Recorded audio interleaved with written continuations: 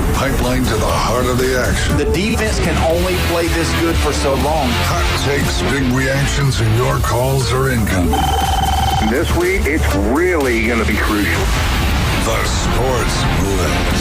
They're playing championship football. The new Sports Blitz. You can say what you want. On 104.3 ESPN Northwest Florida.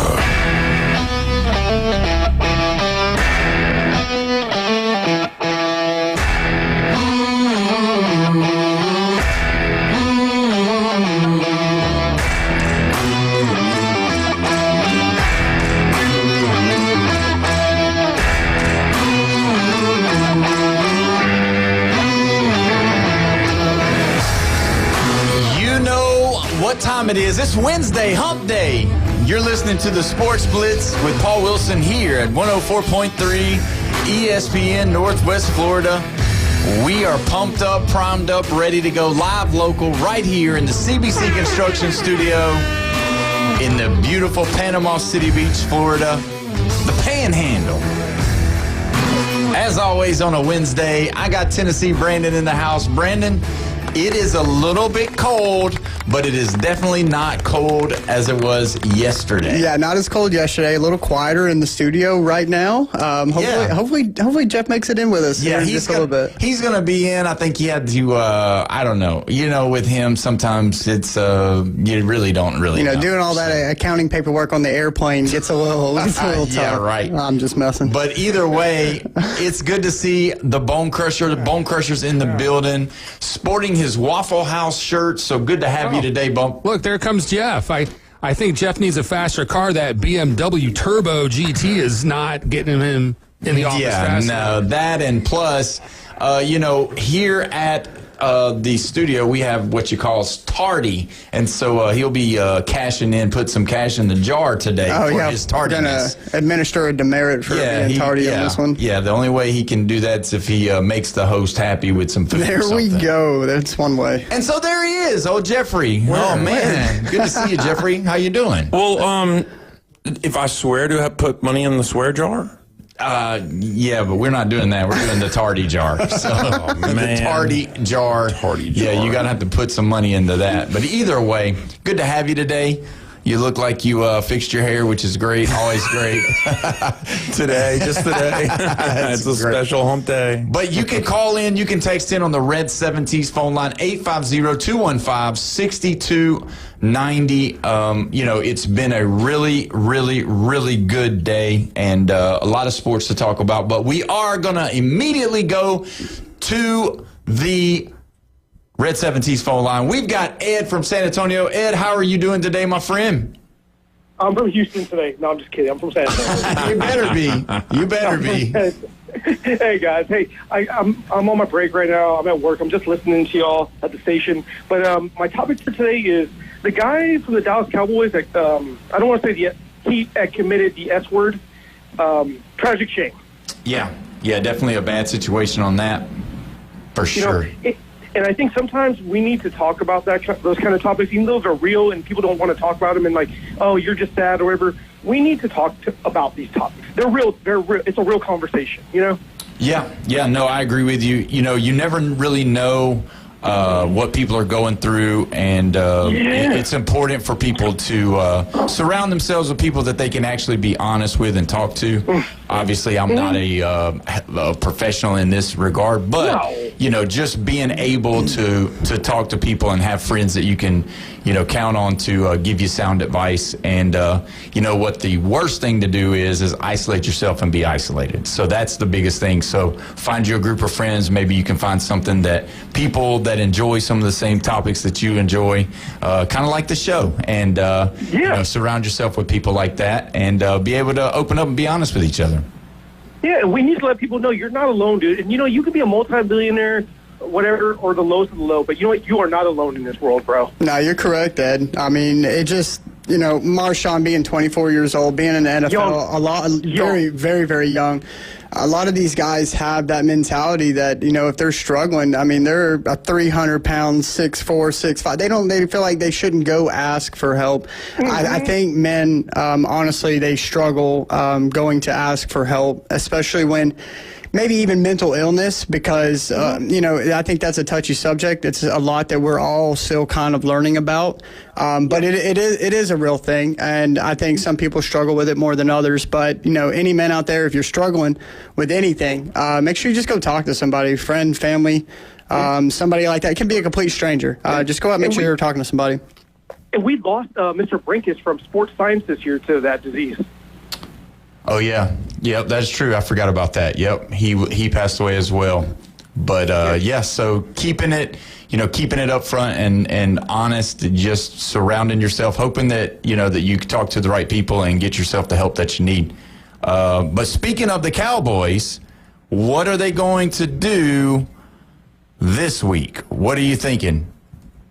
Lose. Who are they playing? Do you know they're playing this week? I don't even know, man. See, that's I just bet against them every time.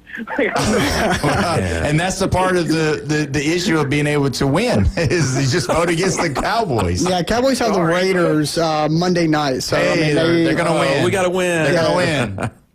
Maybe they got to go. They're playing at the Raiders. So, that's we'll so see. hard. It's the craziest thing though, the way that we think about certain teams, like the Raiders. We talk about the stars that they have on their team, and then young stars, and then we talk about the Giants and all the young stars they have, and we're like, wow, they seem like they got about the same amount of talent. But when it comes to win production, the Raiders are not good at all. Yeah, that's true. Hey, real quick, I'm going to get back to work. Don't forget to like and subscribe to y'all's channel. Check it out. I'll be listening to y'all. Y'all keep up the good work, y'all. Thank you, Edward, man. Have a great day at work, buddy. We appreciate the call. You're right. That's so true. You've got all of these stars because, when you think of the Raiders, you think of Brock Bowers. Possibly the best football player in college last year or the year before last. Yeah. And so Ashton Genty was a great player last year, which I was never high on him. I will take the credit for that. He'll come around. But the thing about it is, what the one thing about it all is, Brandon? What is it? Is that you look at them and you look at the Giants, but then you go and turn around and look at the Saints, and that's not the case. They don't have a bunch of stars on there. Sorry, Jeff. Well, actually, we do, but they're just not doing anything on offense. Nothing on offense. No. And the crazy part is you think about the defense, and you probably can only name one person on the defense, and that's the one who's really holding down the fort. Yeah. Absolutely. Cam Hayward. I thought you were going to say Cam Jordan. Yeah, Cam Jordan. Yeah, that's it. Cam Hayward, he's over at... He's the Pittsburgh Steelers. Yeah, Pittsburgh Steelers. Yeah, that's right. So Cam Jordan is... Yeah, somebody had a list that came out and talked about all these Ohio State players are so great and they make it to the NFL and all that. And it had Cam Hayward on there. And I was like, who's won a Super Bowl on this whole list of Ohio State players? And there was two. And you know who one of them was? Joe Burrow. Wow. It wasn't even an Ohio State real guy because he didn't really hardly play. Yeah. He didn't start a game. No. Yeah, and I was like, I think Cam Hayward was the other one on the Ohio State guys. I was like, all these other guys on this list, no Super Bowl. And talk about, you're putting people in the Super Bowl, all right, but you're not winning in the Super Bowl. I mean, in the NFL. I mean, come on. Well, I was hoping you wasn't going to say Chris Olave is a star. No, because he's never going. He stays with the Saints. No. And actually, you know how you always talk about baseball? I could trade this person and get this person and all that. And that's the person that they were talking about. Like, they should just dump Chris Olave and then get somebody, picks in the future for them. Because the Saints aren't going anywhere. We got 2 wins. We might get 3, maybe 4. Just depends upon the quarterback, whether he's actually turning it around or we just played the Panthers last week. I mean, come on, let's be honest. I'm not saying the Panthers are completely unpredictable and inconsistent, but that's a team that before the season started, we were thinking, hey, we can split with the Panthers. Yeah. And looks like it. Yeah, we might even sweep them. Who knows? I doubt it. But either way, when you look at if you think about if you think about what the other teams did, like the Jaguars, they went after Jacoby Myers from the Las Vegas Raiders. Yeah. But that's the thing. Like, if the Saints, they should have done that. They should have allowed people to come in and take their players, unless they just didn't want them. That's the only other problem. So you know who's out for Jaguars though? Yeah, no, that's what I got down here. Yeah, Travis Hunter. Good old Travis Hunter. So can we finally put it to bed? That the Saints are dead? Can we put it to rest that you can't play both ways? And I know that he didn't play defense as much, but The guy is small, and with him being small, that's going to be a problem going forward. So that's the question I want us to roll into. So we know that Travis Hunter's done for the year. Yeah, he's done. These smaller guys, they just don't seem to transition to the NFL and stay healthy. They just don't. And if you want me to start naming them, I can. Kyler Murray, Tua Tagovailoa, Travis Hunter now. The smaller, thinner guys. Not that everybody's not, Lamar Jackson, he's not huge. No, yeah. Right. So, Burrow's a big guy, but he stays hurt pretty regularly. Brock Purdy's not very big, and he gets hurt, know. And then obviously, I get it. You got, Baker Mayfield. He never gets hurt, or he's hurt or he plays hurt, whatever. But, is that something that we're – because Hunter's a small guy, but he's out. And now all of this money, all the stuff that they're doing, taking him, now he's not even a part of anything that he's doing. That's why they went and got Jacoby Myers from the Raiders. The excuses that they make about small players being great, most of the examples are from the 60s and the 70s. That's old school. We got too many guys that are just big that you run at them 100%, you're going to get hurt. Tyreek Hill. Yeah. Especially if they have the ball, because you're worried about ball security, right? Right. And then you come down on a knee wrong or something twists wrong or somebody hits you from a way that you're not expecting. And the guys that played with the Patriots, Amendola, Wes Welker, those guys, all of those guys, they were small, but they played the slot. So they would, so I get it. Not everybody gets hurt that's small. Don't get me wrong. But it does seem like it kind of trends that way, if that makes sense. That's the question I was going to ask. So, Paul, are you saying that he's hurt because he's maybe not the prototypical NFL size, or because he plays both sides? Because I see guys who play one side of the ball who stay hurt. They don't play both sides of the ball. Yeah, it kind of is the more playing? He don't even play full-time on one side. Or his snap counts on both sides equaled up to somebody who may play every snap at center, every single play, every year? Right. I don't know if his snap count is more.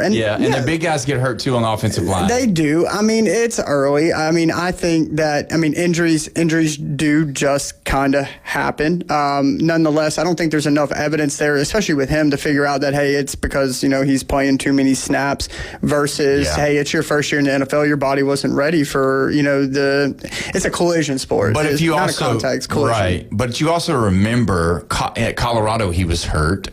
And then at Jackson State, he was hurt. He had some hurt times. And, he's elusive and he'll go up and get it and all of that. But then, then you turn back the clock and you start looking at people like Steve Smith that played with Carolina. That dude would just go up in the middle of all of the big giants, grab it, and fall on his neck and get right back up and make it. You know what I mean? Yeah. So, Wes Welker, really Brandon Stokely. There's been a bunch in the past that I looked up to, because I've not always been the biggest stature person. I played wide receiver in high school too, so I look toward those guys. The slot guys. Yeah, exactly. So there's a bunch of examples, and some of those older guys. Back when the game was a little more violent, not to sugarcoat it, they stayed healthier than some of the guys are staying now, and the offense is wrapped in bubble wrap at this point. It just makes you wonder. It's just like, what? It's the only part of field that's actually gotten more dangerous is across the middle.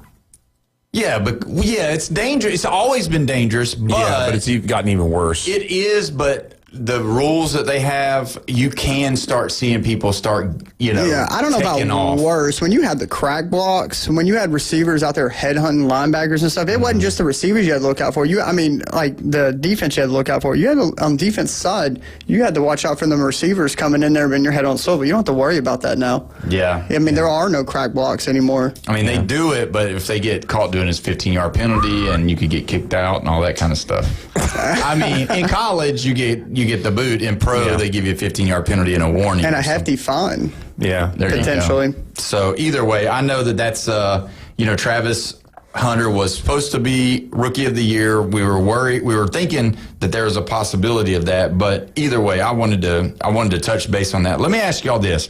Now, Brandon, you're probably going to be the best to talk about this. Okay. Breaking news from Yahoo today. Spokesperson for YouTube said that the company and Disney are in alignment when it comes to the price for ESPN, but the primary sticking point in the negotiation currently is the price of ABC. So the YouTube TV blackout of ESPN will continue until the two sides reach the resolution. Now, understanding that a lot of people are talking about it, a lot of people are on both sides. I've heard people talk about, ESPN is their fault. And then I've heard people talk about, YouTube is their fault. But I haven't really heard anybody say it's Disney's fault. Do you know why?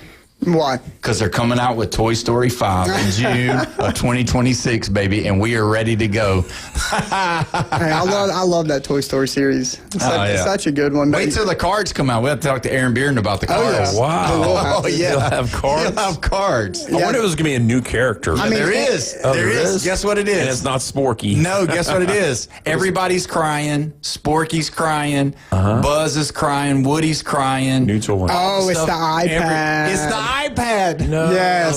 I remember seeing this preview. Yes. Evil? Toys versus Tech or something. Versus Tech. Toys versus Yeah. Well, It's going to be a good good kid one. right now, you realize that the iPad can be the devil. It for is. sure. Is this going to be a walking, talking iPad? No, just the kid holds it. And it's like they're going to have to fight against the iPad. They're going to try and break it? I don't know. It probably has a screen protector. They should ask the guy from next door that blows up everything and Sid. Oh, my Sid God. should crack it. Hopefully they'll have Sid's kids because Sid's an adult Oh my by God! now. Yeah, you think about so, that. Yeah, it's been a long time going. 93 or 94 was the first one. But yeah, a long time ago. You know, Great movie. put that on their bingo card that we'd talk about Toy Story today, and Jeffrey would know all about it. I would. That's really He knew nice. Sid the Kid. That's right. But yeah, so either way, YouTube, hopefully it gets kicked off. Yeah, I canceled Don't you have- mine, man. I could say some things. They made me so mad. I woke up that Saturday trying to watch some football, and it wasn't there. I immediately went to cancel. Now, I could have paused my subscription, but out of spite, I canceled it. Wow! And they better offer You're me. a man of principle. I am, and they better offer me something real nice and shiny when I want to come back. That's right. Well, when they do, just let them know that you used to be a valued customer. I used to. But last night, hey, we got to talk about it. We don't have but about 3 or 4 minutes to go before our next break. Louisville and UK. That's what I was Seen the end of that last night. And I'm telling you what, that's the first time that Louisville's beat Kentucky in 5 years. So since 2020. And I'll tell you this. Louisville looked really good. Now, Kentucky, they had spurts where they looked good, and you could tell that they were young and they were trying to figure out their identity. But, man, Louisville looked good. Yeah, Louisville really looked good and experience. It's just sad to, we sit here and we joke and talk about how Kentucky puts all their money in their basketball program, and they got more 5-stars on the bench than they have actually on the football playing field, and then they go out and they lose that game last night. And then we want to talk about, inexperience or whatever. It just seems like, it's kind of me being a Tennessee fan. Kentucky basketball, that's one of our biggest rivals. I like watching Kentucky lose, no offense. So sitting there watching them spend all that money and all those guys sitting on the bench, and I'm thinking like, yeah, y'all deserve that L. Oh, man. So I was eating out last night and I was watching the game, and people around me were not happy.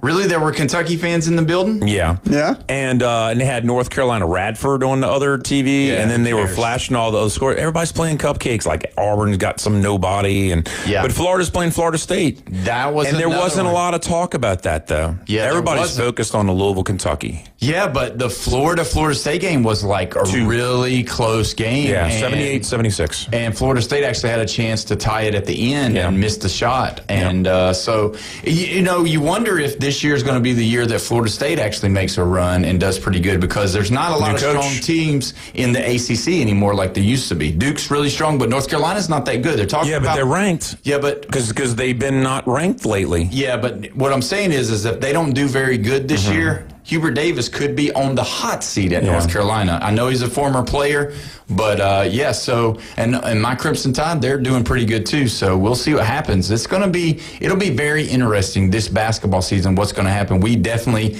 after football season gets, into that dead spot, we will definitely gear up for basketball. I'm curious to see, because this will be my first time to be in Florida on the radio talking about Florida, Florida State, Miami basketball. I want to see whether or not the fans are as passionate, even though this is the secondary sport for both teams, or all three teams. Even though Florida has been really good in basketball, winning the national title last year, and you kind of wonder, but you got to know that Florida is still a football school, even though the basketball program is great. Have you seen how tall that guy is on the Florida Gators? Oh, yeah, he's 7'9". Dude, it is unreal. He makes Wemby look small. Oh, yeah. I mean, it's absolutely insane. They showed a guy that was next to him, was he 6'10" or 6'9"? 6'8", yeah, 6'8". I saw it. And it was like, like a little the difference, kid. Yeah, it's I mean, he doesn't have to jump, so Yeah, but I'm excited about it. We'll definitely get diving into that as the year goes on. But either way, we're going to take our first break, and when we come back, you know what time it is. We've got to talk to Aaron Bearden at Instant Replay Sports. You're listening to the Sports Blitz with Paul Wilson at 104.3 ESPN Northwest Florida.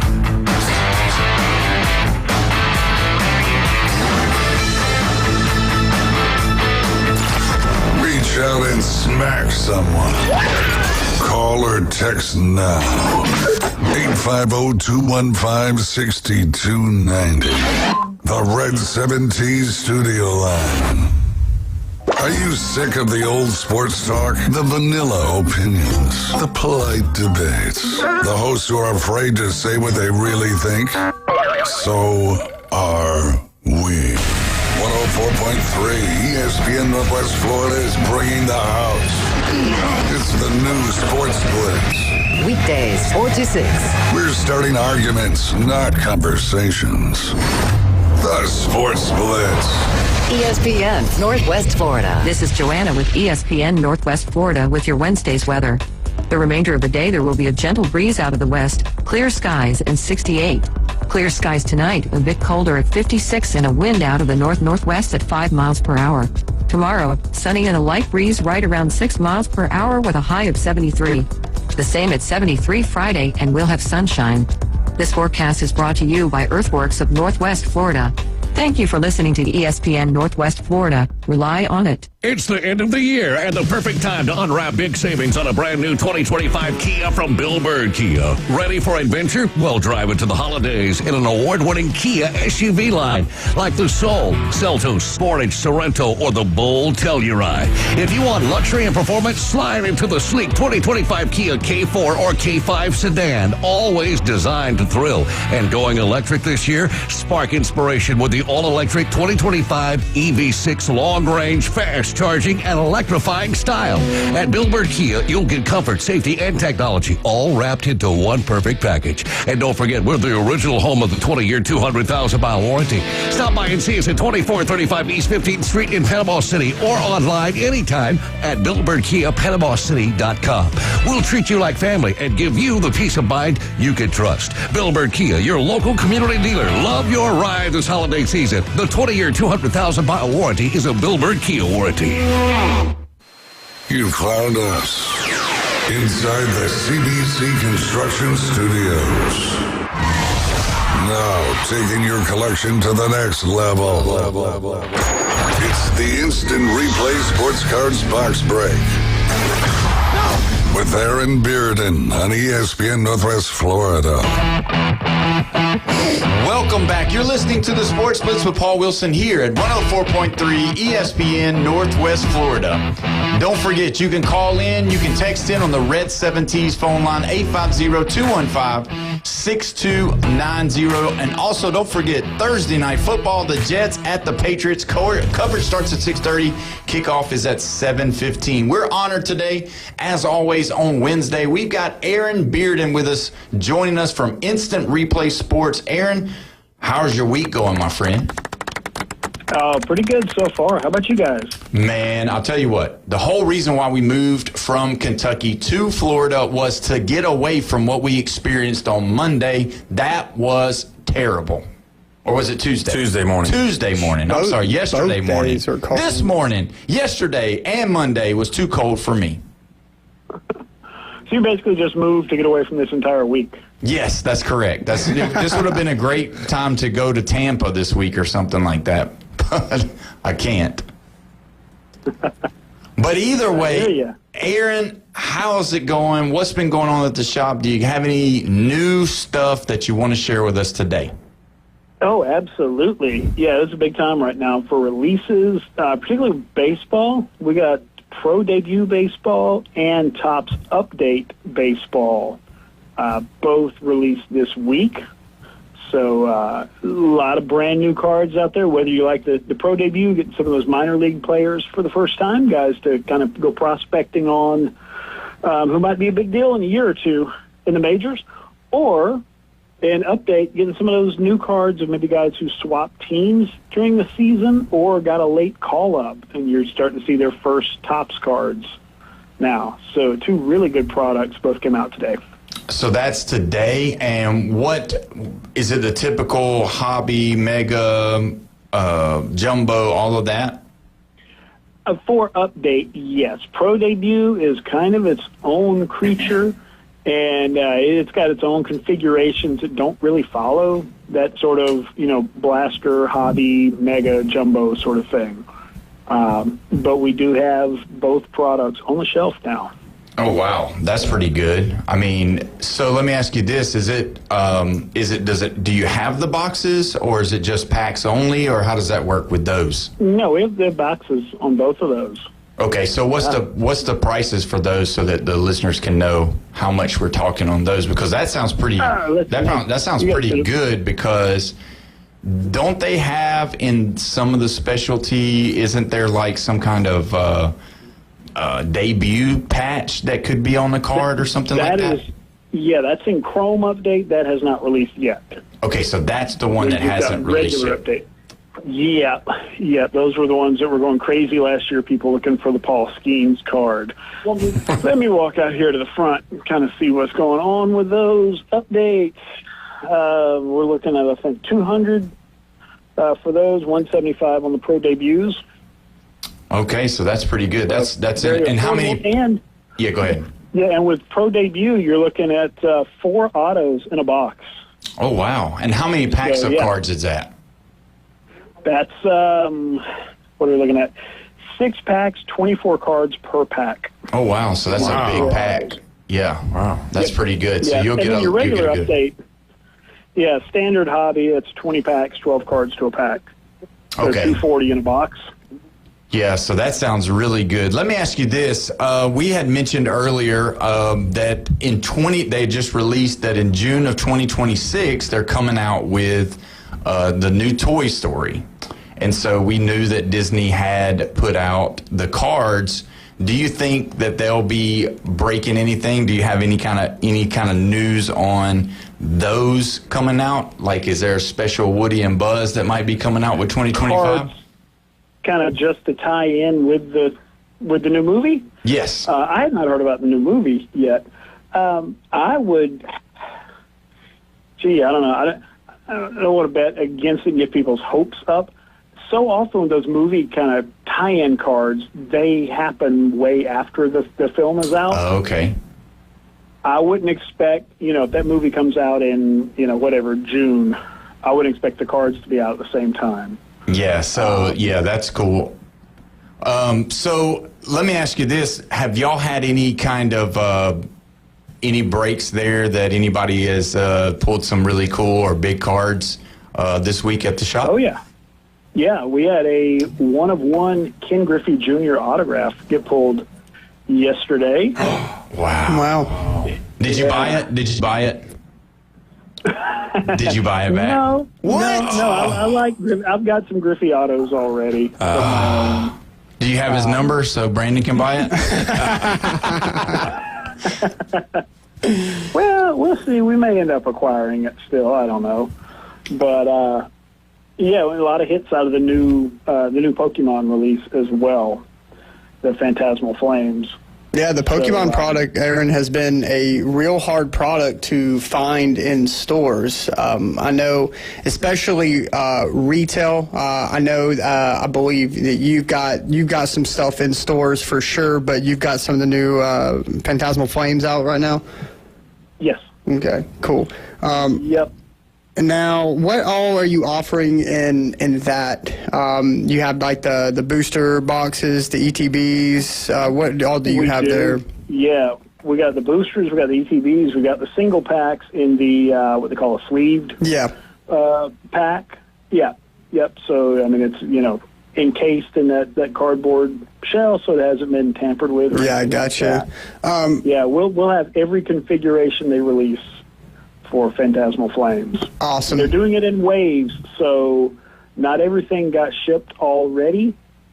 So, if you haven't been able to pick up any of it yet, there will be more on the way. Perfect. Hey, I got another question. So as we're getting to the end, I believe in about a couple days, they'll be announcing the MLB MVP, correct?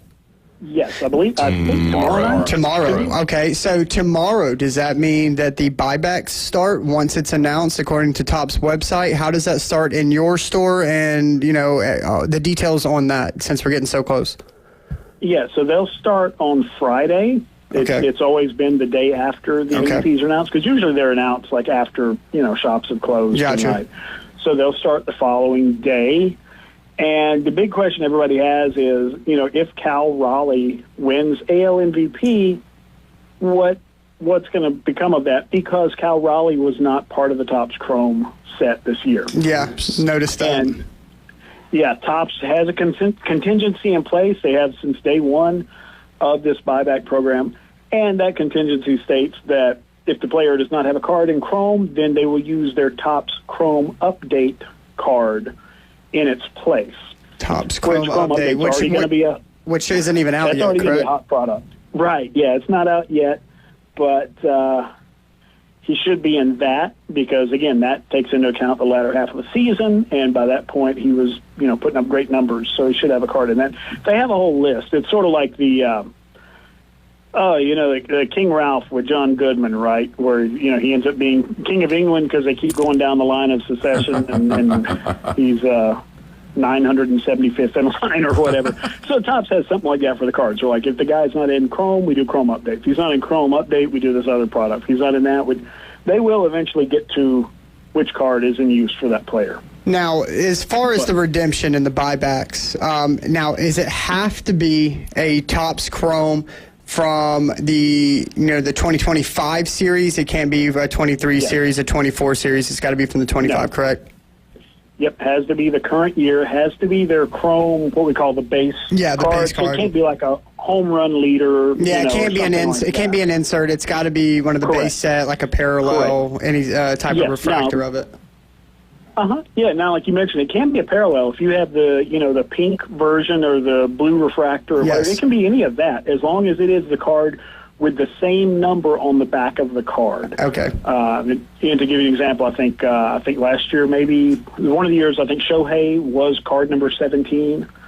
So it was like any card that's number 17 of Shohei, whether it's the sepia or the gold or the whatever. Okay. Yeah. As long as it's that. Yeah, if it's a photo variation, whatever. And the money escalates, the buyback credit that you get for that. Yes. So the base card will be 20, the base refractor is 40, and it goes up from there to some of them they're paying, hundreds of dollars. I've seen that. It's pretty crazy. Yeah, there really does come a point, too, where it's like the card itself may be worth more than the buyback credit at certain price points, the way it breaks down. Yeah, I would think so, that as well. I've seen that some of those upper level ones, they were offering, $200 to $300, when in all reality, some of those cards to the right seller could be almost double that, to be honest with you. Yeah, I mean, if you pull a one-of-one Shohei... Yeah, you're not turning that in. For $300. No. Yeah, somebody will snatch it up for a lot more than that. Now, my last question, Aaron, regarding this buyback, how long do you have? Once it's announced and we're able to start on Friday, what is the cutoff before Topps Chrome says, you know what, we're done with the buybacks until next year?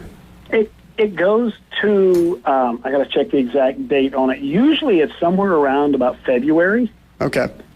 So they give you plenty of time to dig those out of your boxes where you stash your base cards and to pull out those MVPs and bring them in. And then in the meantime, and also to allow for, as we said, if the MVP is not in Chrome and we have to wait for Chrome Update to come out, there's still some time to to turn those cards in as well. I was going to ask, so that allows you time to, one, continue to buy Topps Chrome products to hunt for any MVPs, and two, if Kyle Riley does win, to do the updated series to potential find a couple of his to turn in prior to the February deadline. Correct? Yeah. I'm Okay. sorry. Yeah. No, you're okay. You're okay. No. Yeah. No, you're absolutely right. And we just got in a new shipment of Topps Chrome mega boxes and value boxes. So very affordable ways to go hunting for the MVPs. All right, cool. Thanks, Aaron. Well, we had the Rookie of the Years announced on Tuesday, and Nick Kurtz won it for the American League, and Drake Baldwin from the Braves won it for the National League. Now, do they do any kind of thing for those guys being the Rookies of the Year? Because that's something that a lot of people probably didn't know. Yeah. Yeah, they do in Bowman. Okay, so that's what they do for Bowman. Okay, so that's good. Now, let me tell you this, Aaron. I don't know if you noticed this or not, but the teammate of Nick Kurtz, and we talked about this just a little bit yesterday, the teammate of Nick Kurtz actually had a higher batting average, which was Jacob Wilson, who was the all-star starting shortstop for the American League, and Kurtz wasn't even in the, he wasn't even in the conversation of being an all-star at the time, and everybody had put him as the front runner. And so could this be, you're correct about Kyle Riley? I think it's kind of unique that you said that, because the tale of the tape was Nick Kurtz hit more home runs, but Jacob Wilson had the better batting average and all the other stats to go along with it. Now, Kyle Riley has the home runs and the RBIs, but everything else Aaron Judge has. So could we see the same type of situation with Kyle Riley and Aaron Judge? That's the question. I think it's very possible. It's the one that's up in the air. It's not to take away from either guy, because Raleigh and Judge both had incredible seasons, and there were periods where either guy could be the lot for MVP if the other guy wasn't playing. I wonder if Raleigh hitting 60 home runs, though, is a little bit diminished by the fact that Judge hit 62 a couple of years ago. Right. And so suddenly 60 isn't the mythical number that it was 30 years ago. Right. Yes. When it was just, Ruth and Maris. And then you say, well, do you give him MVP over a guy who has had a season where he did more than that? And that Judge has him on a lot of other categories. So I know it's going to be interesting to see how the voters vote and what tips them one to the other, because either one has had an MVP-worthy season. It's probably, and I agree with you on everything you just said. It's probably going to be the age of the voters. Because when you look at it, the age of the voters, guys in Jeff's age category, which I'm not in, by the way, they tend to like the batting average more than they do the home runs, because the home runs usually put up a lot of strikeouts. If you look at guys like Kyle Schwarber, those guys, they strike out a lot, but they do hit a lot of home runs and have a lot of RBIs. So it's going to probably be based off of the age of the voters, of what they see as being important to being the league leader in that. Yeah, and, you're looking at, 6 or 7 home runs different. Right. But the batting average is 90 points different. I know there's been this push lately in baseball the last few years ago. The batting average doesn't matter, which I think is part of the baseball media's sort of an excuse they make up to justify why guys don't hit as well as they used to.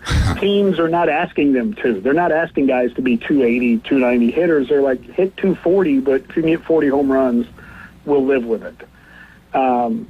I think Judge has him on a lot of offensive categories. And I think there are going to be people who say, well, Raleigh as a catcher, there's value there. I don't know. I think it's the kind of thing you could go back and forth on. I think here's what makes him another. I think if you take one thing away from Raleigh, if you take the home runs away from Raleigh, is everything about his year an MVP year. No. If you take any one thing away from Judge, look at the rest of his numbers, that's still an MVP. Judge still has, 100 extra points of slugging and like 150 points of OPS or something like that. I mean, he has all those other. If you take one thing away, he's still got an incredible year. Raleigh, without the 60 home runs, would anybody pay attention to a catcher hitting 247? Right, exactly. And then the other fact is, Judge is such, the high-profile guy, and I could totally see on the flip side of all of this, of them giving it to Riley and it not being a big deal to Judge because the voter fatigue and saying he's playing for the Yankees, he's done this before, he's been this, he's been that, he's the face of the American League. Him and Shohei, when you talk about, the leaders in the, all of baseball, those are the two guys you talk about first. So I could see a little bit of voter fatigue, and then I could see somebody like Kyle Riley doing what he did this year because it was spectacular. It was wonderful. He won the home run derby. I mean, he led his team to the playoffs. They made a deep run. It's the first time the Mariners have been there in a long time. So all of those things factoring in has kind of, you could see, I'm not going to be mad either way, but I could see both sides of the coin, if that makes sense.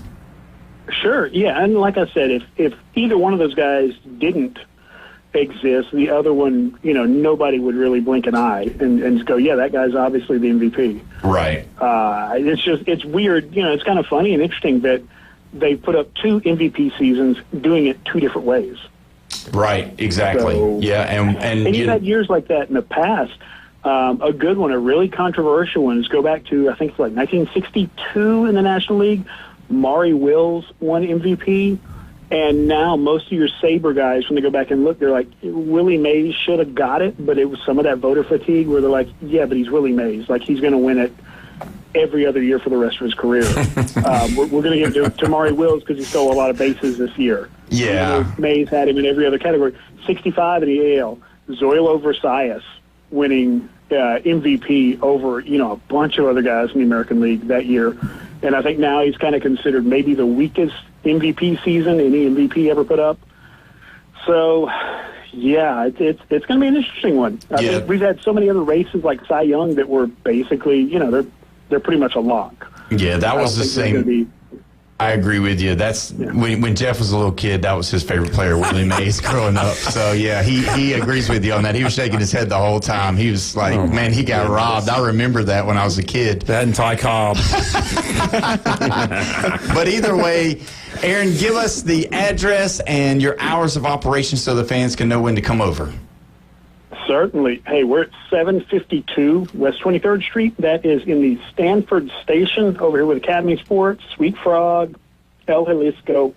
We are open 7 days a week, Monday through Friday, 11 to 8, Saturday 10 to 8, Sunday 12 to 6. You can find us at InstantReplaySportsCards.com. All one word, InstantReplaySportsCards.com. Awesome. We appreciate you, Aaron. Aaron Bearden from Instant Replay Sports. We appreciate it. Have a good week, buddy. We'll talk to you next week.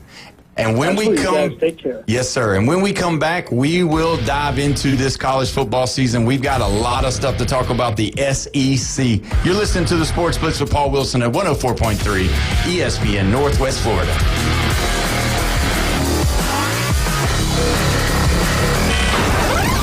Taking your hot takes, rants, and takedowns.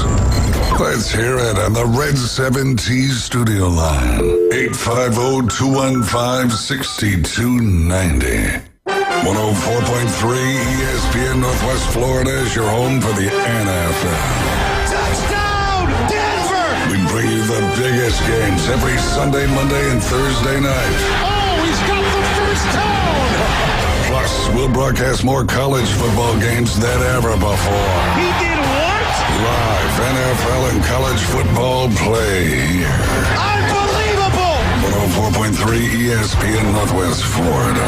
Touchdown!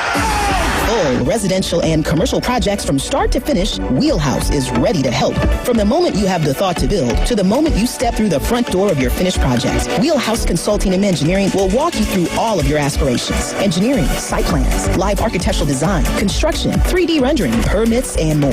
Wheelhouse Consulting and Engineering, 850-896-6597. That's 850-896-6597. And online at wheelhousebba.com. Hiller's here, you you don't need to worry. If you're stuck without any heat, we'll be there in a hurry. Hiller's here to help you right away. We'll be there to fix you up, call the Happy Face Truck today. Yes, Hiller's here, so never fear, call the Happy Face Truck today. Hiller! Happy holidays from the Hiller family. Take advantage of our current specials and deals at happyhiller.com. Now, we're live and local inside the CBC Construction Studios. The phone lines are open, the opinions are flowing, and the arguments are just getting started.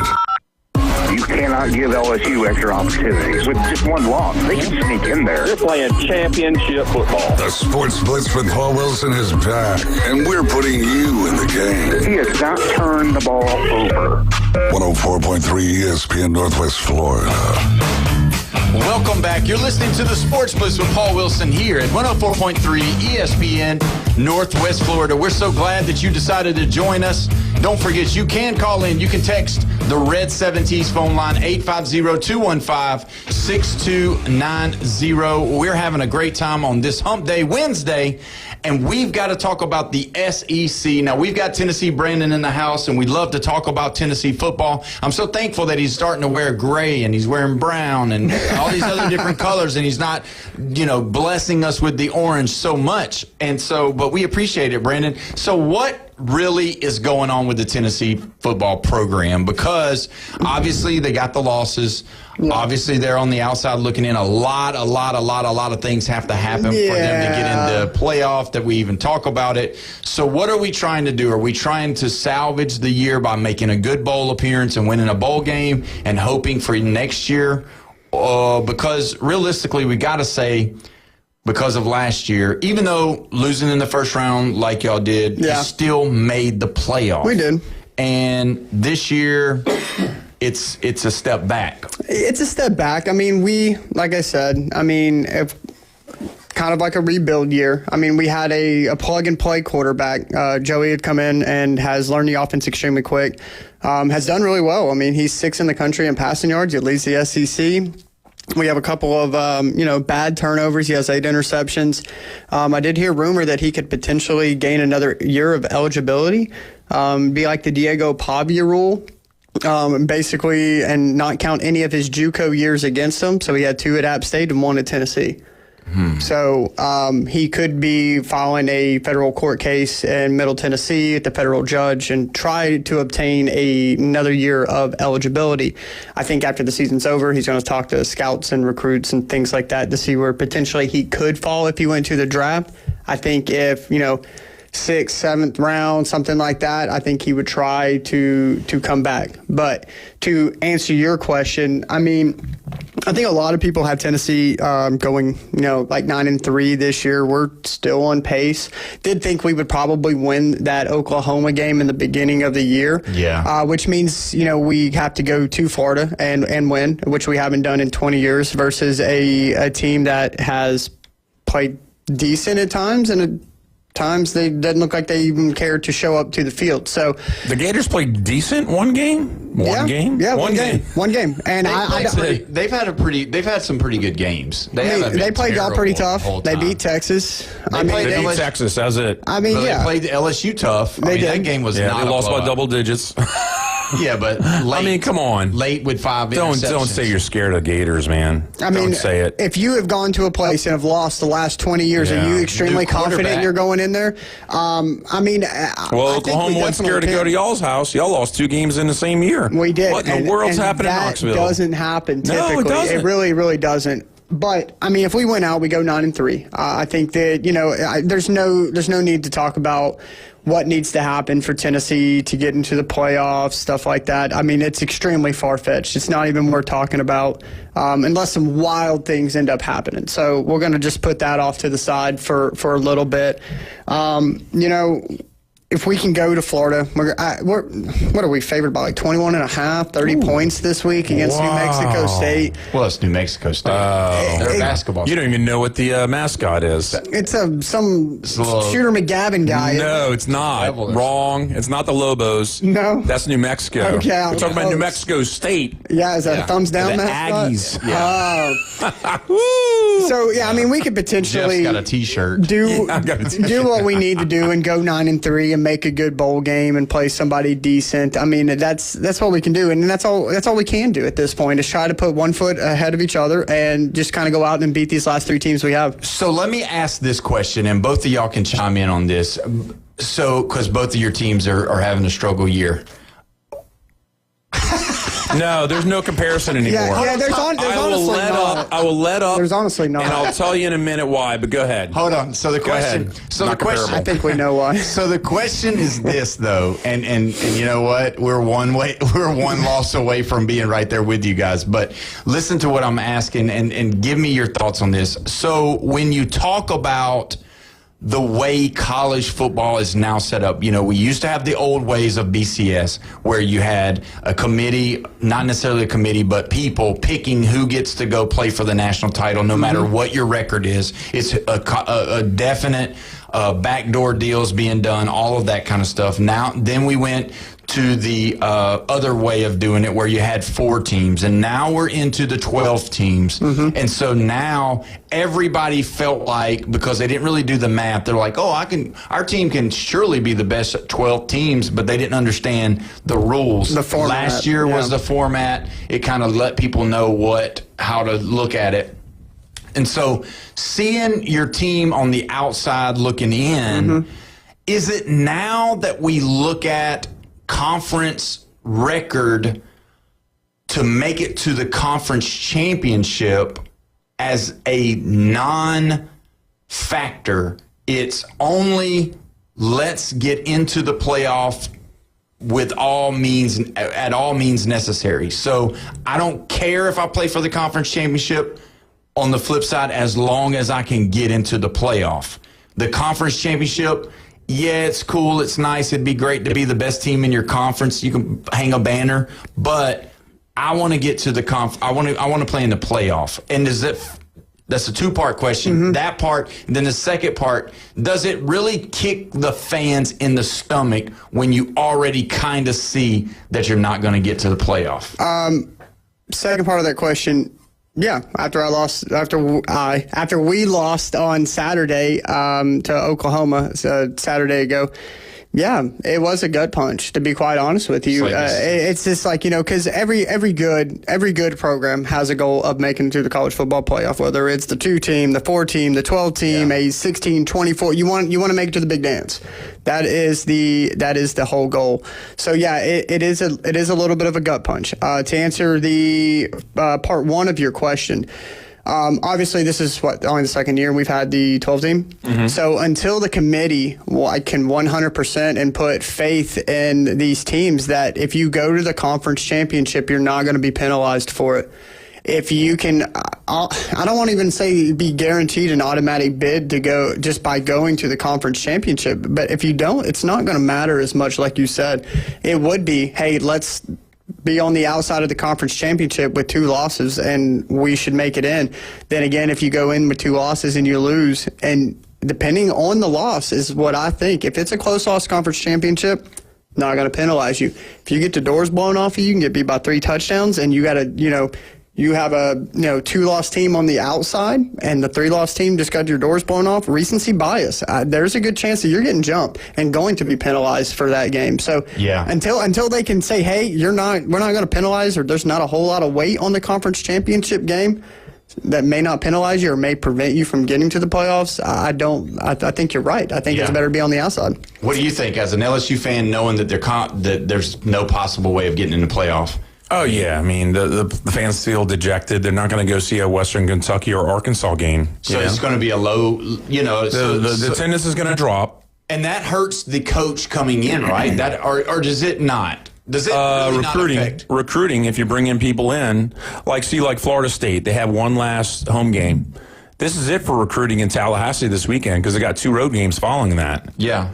LSU has 2 home games in a row. And, yeah, if you don't pack in that 102,500 people into our stadium. It feels like a high school game. And you're like, oh, look at that patch up there. We're missing 2,000 or 4,000 kids, Yeah. Yeah. And it's not as loud. It's not as impactful. You don't get the TV games. They don't go nuts. There's people buying tickets for cheaper because that wouldn't normally go to a game. Otherwise you have people fighting over tickets and paying $300. So we've got 2 minutes left before we have to go to the break. Oh, yeah. So does that, because of that, because let's just go ahead and say it, whether we like this or not, your season's over. I mean, for the most part. He just said people aren't going. The ultimate goal is over. There's still some consolation prizes on the table, but yeah. No, it's not going to matter to anybody. It doesn't matter. It's the Cheez-It Bowl. That's what we were in last year. Or the Mayo Bowl. And you know what I mean? Like the Tax Slayer Gator Bowl. Yeah, you're playing somebody else, and it doesn't matter. None of these kids care. It's in the daytime. You win you win the prize pack. But let me ask you this. So do you think, did we get it right by doing the 12 team, and or should we look for broadening it up and bringing more teams in? Because we're talking about teams that don't have anything really to play for, because you can say what you want. This NIL deal has totally 100% pulled everybody away from playing for pride anymore. Nobody's going to be. You watch what happens if Tennessee makes a bowl game. You watch what happens if LSU makes the bowl games. The kids that are not that are going to the NFL, the kids that are looking at being drafted, they're sitting out. They're not going to play, and it's not going to matter, and the television viewership will be down. Nobody wants to watch the third string teams play. That's why the preseason games are down so far in the NFL. So do you think broadening it up, still giving the 9-3 teams a chance to play against the undefeated teams that they hadn't saw all year, and then possibly getting an opportunity to still play for something instead of a Cheez-Its Bowl?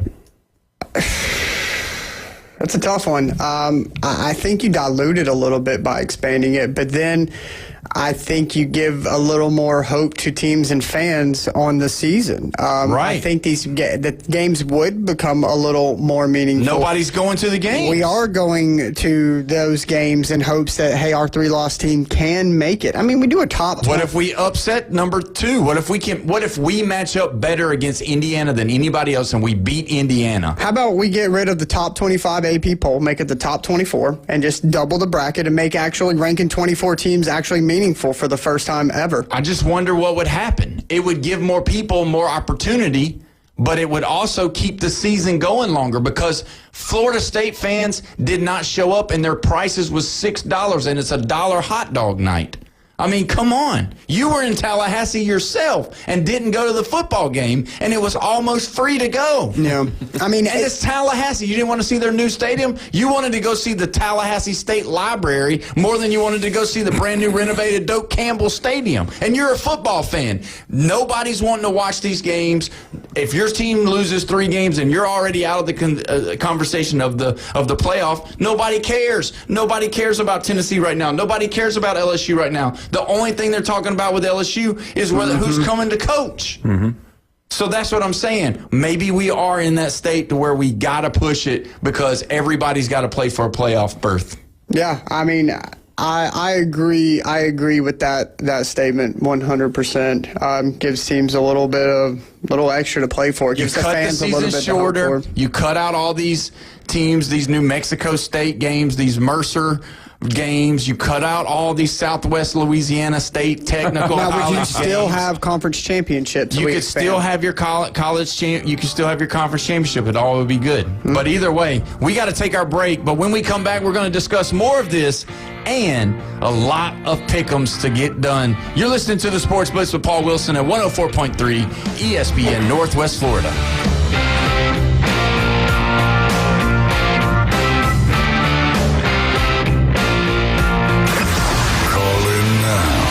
Touchstone service. The Red 70s studio line is open. Demonstrate how to make a call with your dial telephone. 850-215-6290. You've read the headlines. You've seen the highlights. Highway robbery! But how about the unfiltered truth? Steroid era, you can like it, love it, hate it, whatever. It's a baseball. Since 2017, 104.3 ESPN Northwest Florida has been the undisputed leader for sports coverage on the Panhandle. If it matters in sports, it matters to us, and it matters to you. 104.3 ESPN Northwest Florida. Good evening. This is Joanna on ESPN Northwest Florida with your weather forecast on this Wednesday. Clear tonight with a light breeze at 5 miles per hour coming out of the north-northwest and temps near 57. Tomorrow morning we will have sunshine and a wind speed of 6 miles per hour and be very warm at 70. Clear in the afternoon and evening at a high 73. Sunshine Friday with a temp of 74. This forecast is sponsored by Mid-South Lumber, the best little lumber yard in Panama City. Thank you for keeping that dial on ESPN Northwest Florida. Rely on it. Strap in, Duval. The Jaguars are gearing up to face the Los Angeles Chargers Sunday, November 16th for our annual Salute to Service game. Join us as we honor and celebrate the brave men and women of our military all game long.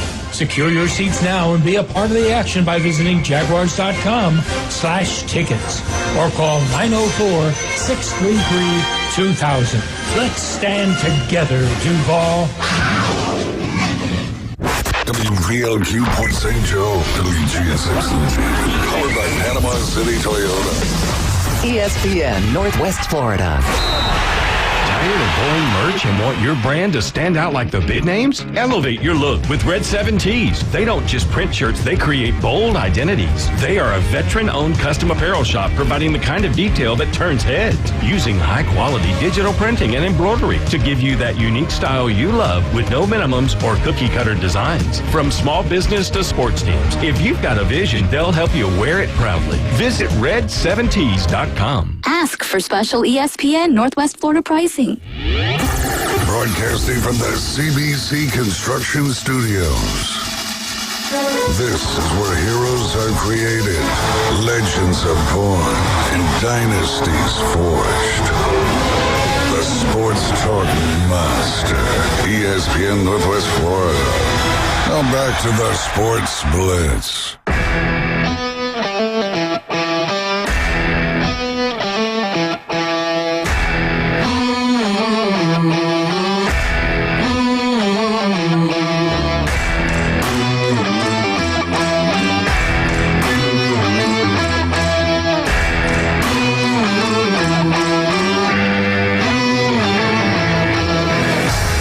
That's right.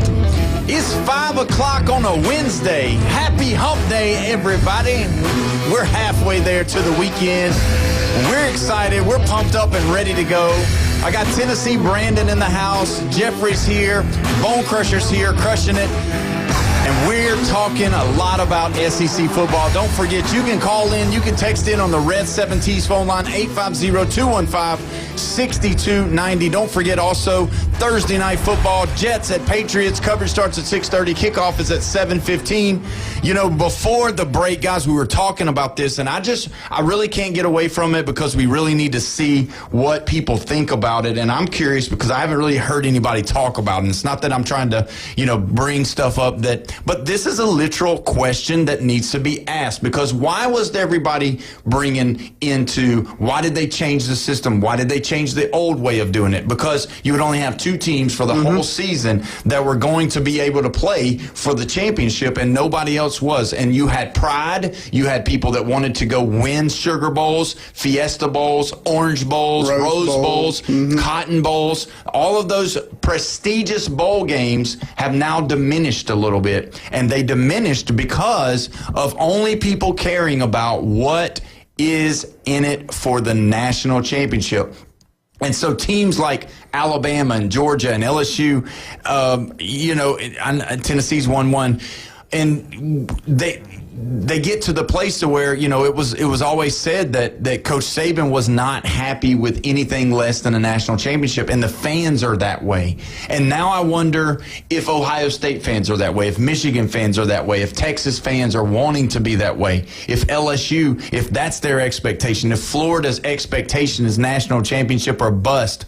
When we look at all of it, it's no longer, we get 10 wins unless you're like a team like Kentucky or a team like Mississippi State or a team that's out of the normal blue bloods of college football. And so you are only looking for, we had a 9-win season 8 years ago, but our other coach, we're making bowl eligible. Because realistically, when you look at bowl eligible, you're not going to see stars there unless they're just a unicorn. Bowl eligible just says, hey, I didn't have a losing season. Right. And it also says I'm looking for what my future is going to be. So say a team like, Tennessee doesn't make the playoff, go to a bowl game, and just say for the sake of having a discussion that Joey Aguilar is on the board of being number 1 or number 2 quarterback of the whole NFL draft next year, I guarantee you 100% he won't play. He will not go play in the Cheez-It Bowl. He won't do it. It'll be McIntyre or Merklinger in there throwing the ball. Right. You're right. Going to happen. And when you look at it, Jeffrey, I know you hate it. I know you're like gritting your teeth about it because you're like, man, it shouldn't have went to 12 anyway. This is a bunch of malarkey that 12 teams get to play for the national title. And all it matters about is, but that's where we are in the state of college football. No, we're not. We're there. Yes, we are. Don't push it. I'm not pushing it. It's already happening. You're pushing it. The other ESPN nationals, they try and push it every so often, and I'm against it. I never heard. I hate that they spew. I understand what you're saying, and I agree with you because it diminishes traditions. No, it's not just that. Yes, it does. If you have it's an more than that. opportunity It's to worse go than to, that. if you go to if you have an opportunity to go play in the Rose Bowl, but because the Rose Bowl isn't, and I'm using that name as just a regular name, but if you use that name as something that used to mean something to win, but all of your players had opted out because they're getting themselves prepared for the NFL draft, then you're looking at a Rose Bowl that's playing a bunch of secondary, third string players. You need to stop watching the Poulan Weed Eater Bowl in Shreveport, Louisiana. You need to stop watching the Bahamas Bowl. But you need to stop watching these bowls. No. I love football. Watch the playoffs. You want participation trophies? I watch them all. You better not want participation trophies because you expand to 16 or 24. That's what you're doing. You're saying, you're not a top 10 team? Well, guess what? You go somewhere else. That's the way it should be. You earn your keep to get in there and make it. I agree with you. And nothing against Tennessee. Nothing against particular universities. Because there's going to be somebody who's going to be, they'll say, first out, or somebody replaces them because there's an ACC winner that slipped in, or James Madison, or South Florida, right? Yeah, because they have to let those guys in. That's a participation trophy. Well, that's 11. Those guys aren't winning. Yeah, well, that's 11 and 12 spots is what is filling. But the top 10 is the top 10, and they're going to be in. Well, the thing about it is the top 10's getting in regardless, and it's just like basketball. It's the same thing. We've already got the little bit of the same kind of deal as we've got with basketball. Listen to my point about this, though. We're the same way as basketball because you're not going to see a 16 seed go win the national title. You're just not going to see it. And you're not going to see a 10 win the national title. But you'll see an 8 and a 9. You might. Yeah. But how many times does that really happen? It doesn't. Yeah. Your top 5, your top 7 is probably going to win the national title every single year. But what are you doing? You're prolonging the college football season for the fans. You're giving the fans an opportunity to think, whether it's the craziest thought in their whole mind or whether it's level-headed thinking. They get an opportunity. We can go 9-3 and be number 16 and make the playoff, and we might go to Columbus, Ohio, and play the opportunity to play the national champions, and we might play them as close. You don't think Tennessee says, give me Ohio State in December, in January, in Columbus. Give it to me. I want it, because if that's the case, at least I'll know whether or not we could have beat them or not. All right, so question, Jeff. Yeah. How many teams make the NFL playoffs? 14. Okay, cool. You know how many teams make the NBA playoffs? Oh God, 16. Yeah, the play-in I'll save you from some of these are rhetorical. Some of these are rhetorical. It's 20 is the answer. All right, 12 for MLB. So that would be the lowest in professional. Yeah, you're right. And then you have 64 teams that make the NCAA baseball. No, 68. That's basketball. Baseball has 64. So you got 68 in basketball, 64 in baseball, but only 12 in football. Well, you play a lot less games than all those other why not play a couple more at the end of the year then if we played that many less games? Or just drop these games that don't Or the matter. non-conference games. It does, so You're you don't... not going to convince me for participation trophies. Have you ever... Okay, well, have There's you a ever went to 3-loss Mercer team in and that got in Alabama? last year. That's bad enough to have one of them. Are there not any 3-loss teams that make the playoffs in NFL? Yeah, but you don't play 12 games. Well, they play 17. They play And 17. I guarantee you there's a 10-7 team making the playoffs. Almost every year. Every year. Hold so on. why? Almost every year. So You why? were wanting to anoint Florida State as a great football team because of their one win over Alabama. And we've seen that the longevity of this didn't work out for them. But Alabama, people were thinking, oh, man, they're not even going to be ranked this year. They're going to be terrible. Let's fire our coach. And so what happens if a team gets hot like Ohio State did last year? Yeah. And then that's how they win. Yeah. Look at the Ohio State team that won it the other time whenever they had to go to their third quarterback, Cardale Jones. If they wouldn't have allowed them to get into the playoff, the real national title for that year wouldn't have been given to them. But we didn't know unless we put them in. In that decade that they were doing the 14 playoff, there was only 1 year where I can say there was teams outside of the top 4 that I wanted to see play in the playoffs. Right, but they're one time. But their fans. But different times too. Before NIL, before the depth was spread across the whole nation, before you had teams like Vanderbilt who made the top 10, before you had Texas Tech. Exactly. I mean, before any of that, it was a whole different argument. It's not even in the same stratosphere as far as comparison. Let's talk about the difference between 8 and 12 right now. Did 9, 10, 11, or 12 win last year? No. Is 9, 10, 11, 12 going to win this year? Probably not. Right. So if you added... I may be wrong. There might be one that slips through. It might be a Vanderbilt for all we know. But if you added 4 more teams... If you added 4 more teams, you would have 4 more fan bases, and you would have more games that mattered that you could really push to the masses and keep seasons alive. Unfortunately, their season is over. Their stomach has been kicked. It's not over with. If you go to 16, they're back in the sport. That's what I'm saying. But I'm not excited about a 9-3 Tennessee team. If he would be. I'm not. He is. Yeah, maybe. I mean, probably. all Tennessee fans. I think anything. I mean, if you were a 9-3 LSU team, you wouldn't want any chance to make it to the playoffs. We didn't deserve it. What if it's a participation trophy? No, absolutely. Okay, let me just say this. I'm giving you scenarios, but now I'm going to disagree with you. Let me tell you why. Let me plead my case to you for this part. Say you lose your quarterback the first play of the game of the first game of the season, and then it takes all these times for him to get back. To come back after injury. Yeah. All right. And they, in those times, playing with a backup quarterback, they lose a game here, a game there, and they lose that third game. But then when they come back, they win 4 straight games or 3 straight games, whatever it is. You're telling me with a straight face that you would say, oh, well, since we lost those games with our second string quarterback, we don't deserve the opportunity to go and play in the national title because we are one of, if not 5 of, the best teams in the country, even though we're not ranked because of the losses that we had early in the season.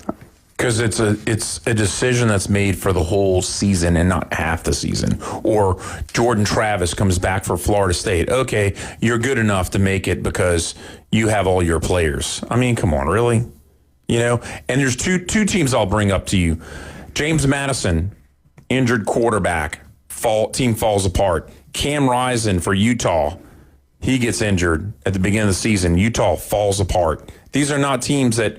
oh, my quarterback's back, so we should be in because we're 9-3. Come on, man. It happened to us in 21 when Hendon Hooker tore his ACL. I mean, and they Was that the South Carolina game? It was the South Carolina game, and they knocked us way down because they wouldn't have been the same. Where are teams. the Florida State fans when you need them? I mean, how much more does Jordan Travis mean to that team that got left out? And I'm just saying, how much more? So that's the only. I'm posing the question for you. Yeah, you are, but I'm not having it. No, you know why? Because you're still stuck in 1985. No, I'm not. Yeah, you are. Because the fact is you hate 12, so you definitely don't like 16. Oh, no, I hate 16. Right, that's what I'm saying. And you don't even 24. No, you don't love 12. You didn't love 12 when they first said it. And I didn't even know you at that time. Yeah. I was all about 8. Yeah. I was all about 8. Right. I was like 4. Okay, no, let's go to 8. We see the writing on the wall. You're barely squeezing all the conference champions in, and when you get 8. But when you look at it that way, though, you've already answered your own question. This is not a participation trophy. This is to just shut the mouths of all of the teams that are going to say we're left out anyway. Let them play who they want to play. Let them get in the conference. Let them get in the playoff. And then we will see who's the best team. Like, that's the thing. I can't stand Ohio State. I hate them with a passion as far as I don't hate the young men. I hate the university. Yep. Yeah. I don't like Ohio State at all. But there's no doubt in my mind that they are the best team in the country last year. When Alabama was left out, do I think we would have matched up good with Ohio State? I do. Do I think we could have beat Ohio State out of 10 games? Yes. But would they have beat us the most? 8 out of 10, yeah. Maybe. 6 out of 4, 5 out of 5. I don't know. But if you allow that to happen, now you're going to see. It'll answer the question of the fan. It'll answer the question of all these polls that we've been looking at all through the year about AP, College Football Playoff Committee. It'll let us know whether or not we're right or whether or not the poll was wrong. Because if a 5 seed goes in there and gets hot and wins all the way through, then there's nobody to doubt. It's just like Ohio State last year. They lost to Michigan at the end of the year. Used to, that would have ended your season losing that late, but we changed it. How many of those Georgia teams that used to get a hiccup every once in a while with Mark Richt and lose one game and they get kicked out of the opportunity to win the national title, but during the games they won, they look like national champions. And so now you will let people find out the real answer. So yeah, 12 is a lot. It's new. I'm not saying we're moving on, but I am saying there is a possibility that if we were to move to 16, that I think people like Tennessee this year, LSU, a year ago, 2 years ago, whatever, they get an opportunity. They get hot. They see what the writing on the wall is, and they make a run, and then you're looking at an opportunity to play against the team that you thought you could beat. Yeah, I'm going to ask Jeff a question is, when has more football ever been a bad thing? When it's sorry teams. Sorry teams. You're talking about playoff teams. You're talking about the top 25, the top 20, the top 16. So you know what the 4 teams that were left out of the playoffs last year? It was Alabama, Miami, Ole Miss, and South Carolina were the 4 teams. I would have loved to watch any of those 4 teams play a playoff game. Alabama just lost 24-3 to Oklahoma, and Oklahoma was horrible last year. But Miami dropped 2 out of 3 games. Okay, but timeout. Didn't belong there. And South Carolina, I mean, come on. Not every What'd they do? game. They beat Clemson. Big whoop-de-doo. You're still 9-3. But listen, not every game, not every team do you match up well with. There are some teams you match up well with. Agreed.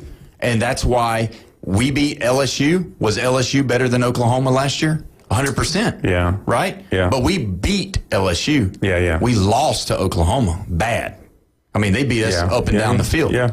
So and that's they all around robined each other, all 3 of them. Right. But that's why college football is so great, is because I can lose to you, but I can beat him. But he could lose to you. And that's why I'm saying we've already got it in basketball. We've already got it in pro sports. Yeah, I mean, we have a better model for this in professional sports. I mean, so the writing's on the wall. The examples are out there. It would not work. So the 6, 7, and 8 in the SEC right now are Vanderbilt, Oklahoma, and Tennessee. And I'm sorry to make you realize that you're the 8th best team in the league, but at least you're in the top half because LSU's not. Yeah, about to say we're a little higher. And than guess who's about to round robin each other? Tennessee beats Vanderbilt, and guess what just happened? Yeah, Oklahoma beat Tennessee. Tennessee beat Vanderbilt, and Vanderbilt beat Oklahoma. Round robin on 6, 7, But let 8. me ask you this. Do you think Alabama is one of the top 5 best teams in the country? Oh, heck yeah. Okay. Do you think that if they lose to Auburn and go out and get your friends are going to hate you and get defriend you and get kicked out of the playoffs? Oh no, they're not getting kicked out of the playoffs. Even at 10-2, Bama is in. They're in if they lose to Auburn. But if telling you right now. so let me add it to you. Okay, go ahead. So if they lose to Oklahoma again, oh yeah, no, they're out. They're out. But you just said they're one of the best teams in the country. Yeah, as far as we know right now. But then again, we thought Miami was one of those teams. They dropped too. Great way to answer the question. Okay, it's the whole season. Okay, it's not half the season. Hold on, time out. You said what happens at the end matters. You said as of right now, they're the best. They're one of the best teams in the country. Yes. Right? Yes. Okay. So if I was bad in the first 3 games of the season, and then I'm good. No. Now you're changing it. You're changing it. It was opposite of what you just said. No. We're not talking about what have you done for me lately. We're talking about the 3 losses. Because he just gave me the 2 losses when he lost to Auburn, and they were in. But once they give me the 3rd loss, I'm like, well, they've been exposed. They are not one of the top teams. Let me just stop you for a second. We're not playing checkers and we're not playing chess, but we've got to take a break. And what just happened is called checkmate, my friend. No, it's not. When we come back, we'll talk more about this, and we still got some pickups to do. You're listening to the Sports Blitz with Paul Wilson at 104.3 ESPN Northwest Florida.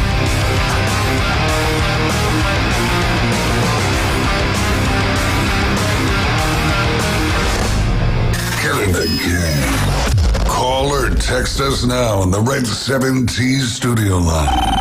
850-215-6290. Mornings on ESPN Northwest Florida just got unsportsmanlike. CeCe, do you believe the Bears have graduated out of searching for a franchise quarterback? Yes. They're no the Jets and the Browns conversation for decades on end searching for a franchise quarterback. I think the Bears have found their guy for the next decade plus. Got your coach, you got your quarterback. Figure that out, that's a big piece of the puzzle. Evan, Canty, and Michelle. Weekdays 5 to 7 on ESPN Northwest Florida. Good evening. This is Joanna on ESPN Northwest Florida with your weather forecast on this Wednesday. Clear tonight with a light breeze at 5 miles per hour coming out of the north-northwest and temps near 57. Tomorrow morning we will have sunshine and a wind speed of 6 miles per hour and be very warm at 70. Clear in the afternoon and evening at a high 73. Sunshine Friday with a temp of 74. This forecast is sponsored by Mid-South Lumber, the best little lumber yard in Panama City. Thank you for keeping that dial on ESPN Northwest Florida. Rely on it. Looking for dependable civil construction in the Florida Panhandle? CBC Construction has you covered. From land clearing and drainage to roads and underground utilities, CBC delivers high-quality work on time and on budget. Locally owned and operated, CBC is trusted by schools, developers, and municipalities. To learn more, call CBC Construction 850-740-3815 or visit cbcconstruction.com. That's cbcconstruction.com. Your goals matter, and at Anytime Fitness Panama City, they're ready to help you crush them. With expert coaching, personal training, and virtual workouts through the Anytime Fitness app, you'll have all the support you need inside the club and beyond. Limited time only. Join today for just $1 down and start your fitness journey now. Don't wait. Visit 107 West 23rd Street, Suite W8, or call 850-818-8184. Anytime Fitness. Let's make healthy happen. Transmitting from the CBC Construction Studio. Climb into our DM and jump into the chat. The Sports Blitz with Paul Wilson is live on Facebook. Interact with Paul and other sports fanatics. Now, 104.3 ESPN Northwest Florida. Welcome back. You're listening to the Sports Blitz with Paul Wilson here at 104.3 ESPN Northwest Florida. Don't forget, you can call in, you can text in on the Red 7T's phone line, 850-215-6290. We're having a ball here. Great conversation about the college football playoff. And, you know, when we look at what the playoff picture looks like as of right now. Now, obviously, when you see all of these teams on here, you definitely know that there's going to be some moving. There's going to be some up, downs. And out of all of the conferences, I just am I just don't see how many teams are still in the top 25 from the ACC. I just don't understand it. It seems like they just kind of gave them a pass, keeping them in there, and I don't understand it. And, you know, when you look at the body of work of a lot of these teams, they don't look great, and then they go lose to somebody they're not supposed to lose to, and then, you know, now they're keeping them in there. So, Brandon, who do you think is the team that is ranked higher than they should be? And I mean, we all going to know who you're going to say. Well, first of all, the ACC, I believe, is in trouble. Their highest ranked team in the ACC would be the Miami Hurricanes. You know where they fall in the conference? 7th in the conference. Yeah. There are 6 other teams ranked higher than them that have a better ACC Well, they don't play. record. Not everybody plays everybody. No, the ACC, that's the problem. It's not as... what am I trying to say? Fair as what it is in the SEC. Well, we're literally beating each other up all year long. And it gets worse next year when we got non-conference games. Yeah, but time out. Remember what I said at the beginning of the season. I said the ACC this year is going to eat each other, and this is exactly this is what's happening. I mean, of the top 7 teams in the ACC, I mean, here most recently, I still think Virginia's ranked a little higher than they should be. Their 16-9 loss against Wake Forest last week was just absolutely atrocious. Well, we talked about that yesterday. I mean, and let me tell you what they did. They fumbled 3 times, and Wake Forest didn't really screw up. And so that's the reason why they end up with 9 points. They never score a touchdown. No. They gave the game to Wake Forest. Now, let me tell you what Louisville did to Cal. They were inept. It wasn't the turnovers. They didn't give the game to Cal. Cal just hung around and said, hey, if you're not going to score but a field goal in the fourth quarter, we're going to push into overtime. We got lucky. But Cal scored 29 points, too. I mean, what's up with the Virginia defense on that? I mean, giving up 29 points, who cares about 26, not just in regulation, but the first 3 quarters. And you're gonna hear him say it to a good Cal team, and I'm like, no, they're not good. Wait a minute, we have to replay. Yeah, exactly. Average. But yesterday you said they were good. They're not good. They're average. Good. They're not good. And Chris Multiconti called me out on that one too. Sure. It's okay. Like, Cal. It's all right.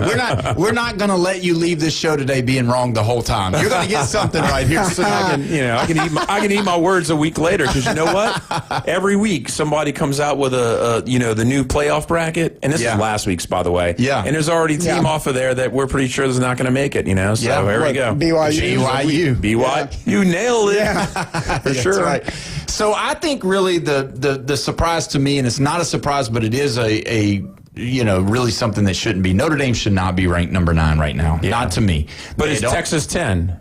No, not really. Not to me. Yeah. I still think Oklahoma should be there. Yeah. I just think Oklahoma, if they're talking about taking in account injuries, if they're talking about taking into account, stuff that happens. Opponents, yeah. Remember, Oklahoma has the hardest schedule at the beginning of the year. They were number 1, Florida was number 2. Yeah. And when you look at it, Oklahoma being the first team out and all that from the first time that they had the bracket, it just aggravates you, because you're like, wait a minute, they lost one game, and when they lost that one game, Mateer was coming back from an injury and he threw 5 interceptions. So it was exactly what you thought it was. It was his injury.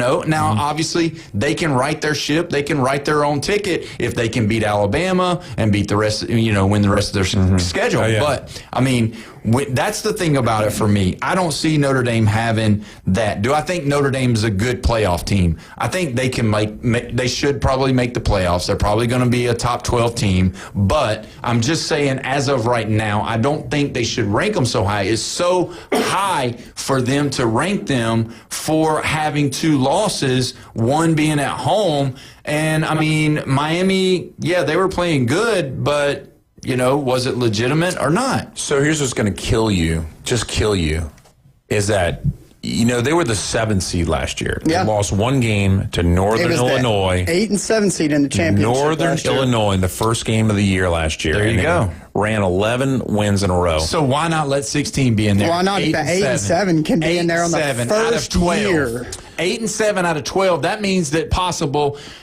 10 and 11 could be in the 16. Nobody from the first round bye even made it. I mean, right.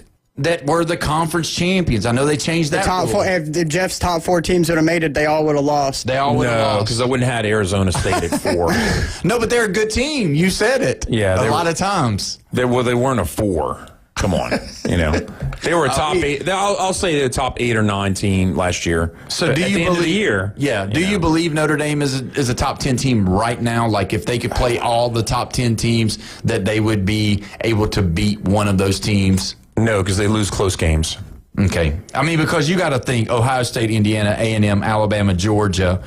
I'm not sold on Texas Tech. I mean, they're good. They'll beat Texas Tech. Ole Miss is better than Notre Dame. Yeah. Oregon's better than Notre Dame. Oh, maybe. Yeah, it depends who shows up. Texas, depending on what Texas team shows up, can beat Notre Dame. They look inept sometimes. I think Oklahoma with a healthy Material is better than Notre Dame. Yeah. So you see what I'm saying? So they're probably 11, 12 for me. So if you can beat 2 of the 10 top 10 teams, and that's what Notre Dame could do. But here's the thing about it: they were the 7th seed last year. Guess what they could be this year? 6. Yeah. They could get up all the way up to 6 because you know what? They're pushing their agenda right now early on. So when teams lose, like Oklahoma, they can slip further ahead, or Georgia loses, or whoever. I mean, oh yeah. I mean, could you imagine Georgia barely gets in because they lose to Georgia Tech in a rivalry game? Yeah, that would be bad. Ugh. But I mean, that almost happened a year ago whenever they played that overtime game. That was the part too that was kind of scary for Georgia. Now let me ask you all this, because we always down the AP poll. Everybody and their mom hates the AP poll. Everybody talks about the boy that gets to vote, that he sits in his mom's basement in his underwear and he gets to vote for whoever he wants. Well, it's a bunch of writers that never played. I know, I understand and that. And you got a bunch of people saying that it doesn't matter. There's a bunch of voters. It all works itself out from that girl's interviews. What I heard. Yeah. So let me throw just a comparison real quick. Pittsburgh is the 5th team out of the ACC to be ranked now. They're 23. And you know who dropped from the poll because they lost to Texas A&M this week? Missouri. Missouri with 3 losses is a better 2-loss Pittsburgh team. Yeah, in my opinion. Yeah, they said that they take injuries into account. Well, they're taking the injury into account. They lost their quarterback, but Missouri did, I think Missouri would curb stomp Pitt. Yeah, they probably would. Yeah, most definitely. Because the way Pitt played against Florida State, it was awful. Yeah, no good. But let's look at the college football playoff compared to the AP. They've got the top 4 the same. Mm-hmm. Where they get a little bit different is the AP has got Ole Miss at number 6, whereas the College Football Committee has Texas Tech at number 6. And then AP has Oregon at 7, and the College Football has Ole Miss at 7. And then you've got Texas Tech on the AP at 8, and Oregon on the College Football Playoff at 8. And everything else is the same. So the 6, 7, 8, all they've done is just kind of move those around. So realistically, the AP poll for the top 12 is the same number, same teams as the AP. So as much grief as we give the AP, realistically, from the College Football Playoff Committees, as far as they're concerned, the AP writers have gotten it right for the most part. So is that fair to say that, maybe we do give the AP too much, slack, and really they're probably pretty accurate as the season gets on? No, because the college football playoffs take into account the AP. It's part of it, and that's just awful. And Texas A&M they curb stomped Missouri. Indiana barely got away with I don't remember, was a 2-point win over a Penn State team who's 3-6. Mm-hmm. And tell me what's the strength of schedule for Ohio State? 41st in the nation. In the country, yes. You're not even top 25 in strength of schedule. That's awful. And you're so far ahead of everybody. Come on, man. Texas A&M should have been over Indiana last week, and I'll say it again this week. Texas A&M should be over Indiana this week. And you know what? all of this that I'm talking about might not matter at all because A&M might lose to the Longhorns or they might lose the SEC championship, and they're not going to be a 2 or 3 when it's all over with. They might be 5 or 6 or even lower. Does it scare you if you could put yourself into these guys' position because of how hard it is to go undefeated? It happens from time to time, but it is a hard deal to go undefeated in college football. And would it scare you if you were an A&M fan right now? Because obviously if you win out, and that means including the SEC championship, so you've either beat Alabama or Georgia or Ole Miss, and then you've beaten Texas, and now you're going into the college football playoff as probably the second or first seed, depending on how close the Ohio State-Indiana game is, and then you're telling them, hey, we've got 4 games to play or 3 games to play, whatever it is. And then is that like a scary to you? Because, when I used to, when we were winning national championships, I was always like, it kind of helps us out a little bit if we throw one. Just throw one, whether it's to whoever, give them the head, and then you saw it where we would lose to Georgia in the regular season, win the national title. Yeah. We'd beat Georgia in the regular season or in the SEC championship, lose the national title. So that kind of stuff is real. What would you rather? Would you rather throw one, or would you rather go all the way undefeated? Or me personally, give me the cushion. I mean, as far as if I'm 9-0, you could drop you can drop 2 of your next 3 games and probably still walk into the playoffs. I mean, I would much rather be undefeated at this point of the season.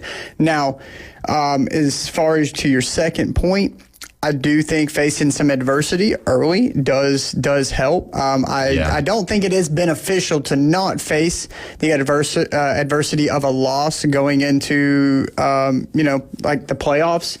As long as the coach has got the players' heads screwed on right and have them focused, as long as it's not too much pressure being applied for that undefeated season, hey, we've gone undefeated. There's only this amount of teams who have done it. You got 3 or 4 more. That begins to add a different level of, pressure to these young men. Sometimes I do think it is good to drop one just to kind of see what you're bad at, see what you need to fix, kind of ground some of these young men to let them know, hey, you are beatable. We need to focus up. We need to, stay sharp because, it can happen any day. And everybody that's not playing in the college football or everybody that's not playing their conference championship gets a bye week. And so everybody realistically will get a bye week regardless if you're the 1st seed or you're the 12th seed, because if you're if you win, you get to the loser of the championships, the conference championships, are the losers of the college football playing playoff. Back to back. Because they don't get their bye week because they didn't win. Yeah. And so they have to go play whether they host or whether they go and travel. But if you look at it, do you want to play? Or are you like Georgia? You're sitting out there thinking, yeah, Alabama, you and Texas A&M, y'all go play in the SEC championship. We'll take that bye week, and then we'll hope to be ranked 5th still because somebody will bump down out of you two. And then I'll shoot a hole in this story, and it's so fresh and perfect for this whole scenario. All right. Texas lost to Georgia in the SEC championship game. They won a playoff game. Penn State lost the Big Ten championship by 7 points. Guess what they did? They won a playoff game. Actually, they won. They both won 2. They both ended in the Final 4. Well, just look at the. So that's just throw it all away. Look at the national champion. Doesn't matter. National championship winner. They lost to Michigan. They didn't get their first round bye. Had a home game. They won.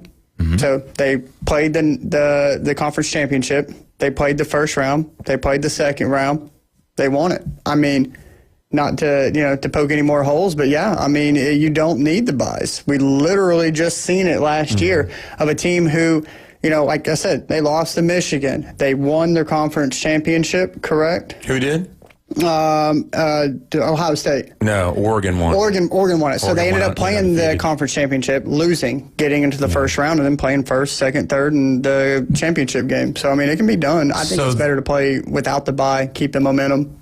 Yeah, that was the question. So when you see that, when you know that you're not going to play in that conference championship because, Notre Dame didn't, and they went to the championship. So there you go. So Notre Dame got the double bye. So two teams benefited, maybe benefited from the bye, and two teams definitely didn't matter. Didn't matter because they still made it. But number 5 through 8 beat 1 through 4 last year, and guess what 1 through 4 had? Conference championships. A bye. Yeah, they had a bye. Conference championship. They had a bye. But they're going to fix that part, though, because about the conference championship, you don't automatically get a first-round bye anymore. It's based off of the ranking. Remember, your record. Your record. I know that, but there's still going to be a couple of teams that are, the two big conferences, they're definitely going to be in the top 4. Well, I mean, and last year you had Clemson who snuck in there, and they got the bye. So that's, and they wasn't very good. They didn't deserve it. Yeah. And so, but either way, they got to play. And so that's the realistic play that I wanted to put before you to see if that's what we're looking at. Are we looking at the team like Georgia that they're sitting on the outside looking in? Ole Miss is sitting on the outside looking in of this conference championship. And it all could change over the weekend, this weekend, next weekend, and the weeks after. But still, when you look at it, there's a big chance that these good teams, you got an Ole Miss team with an elusive quarterback that has a possibility of winning a national title. You got Georgia, who's done it before, who can outscore people, who doesn't look like the same Georgia team that they normally look like. Then you've got, the teams like Alabama and A&M and Ohio State and Indiana, all of those teams. When you look at all of those teams, it would not surprise me this year if one out of those guys that I named plays, or two of those guys play in the national championship. And who cares, Jeff? Who cares if we added teams? Because at the end of the day, the cream always rises to the top. And you know that?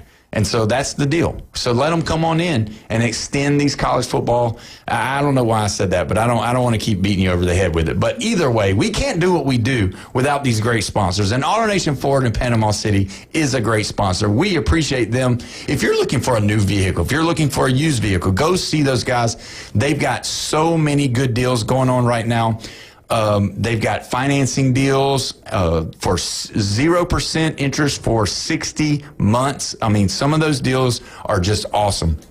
Go see them, 730 West 15th Street. They're right there past the railroad tracks. And there is a body shop in Panama City that's head and shoulders above everybody else. Brandon, do you know anything about that? Yeah, so over at Recommended Collision Center off of Jinx Avenue in Panama City, Florida, we fix everything from dents, dings, and scratches to full-blown wrecks. I had a guy come in today, backed his tailgate into a concrete post, and it was down. So lo and behold, wrote him an estimate for replacing his tailgate, getting it painted, getting everything, all the trims, the emblems replaced.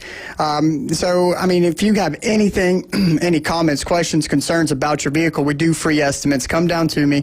Let me see if I can help you out. We're at 1329 Jinx Avenue, Panama City, Florida. Come into the office, mention 104.3 ESPN radio, and we do some complimentary diagnostic scans, give you a little discount. Like I said, I'll go above and beyond, making sure you're taken care of, and we can take care of your car as well. And you guys are locally owned, locally operated, yes, sir. Do a great job. Yes, sir. Thank you. Yeah. And Brandon is very, very knowledgeable. I was talking to him before the show, and he helped me realize that my car is legal to drive. That's right. Yeah. And, we don't have to call Bone Crusher. We call Bone Crusher. We're going to change his name to Bo or Luke Duke because he's got to climb in through the window. But it would be illegal if he picked up some of those hitchhikers we've been looking at. We're taking a break. When we come back, we are going to do our pick'ems for this week's college football weekend. You're listening to the Sports Blitz with Paul Wilson at 104.3 ESPN Northwest Florida.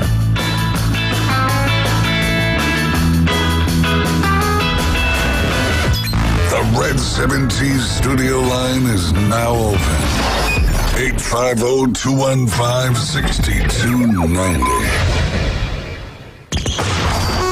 ESPN Northwest Florida. The Paul Feinbaum Show. The expired is up next. The whole expired. Well, let me tell you clown something, especially you, Logan, talking trash about Dwayne. Dwayne might say some crazy stuff, and he might be smoking a doobie. I don't really care. But at least Dwayne is entertaining and has something to say. Paul Feinbaum, weeknights, 6 to 10 on ESPN Northwest Florida. Golf is a game that should be fun, but to have the most fun, you need to play your best.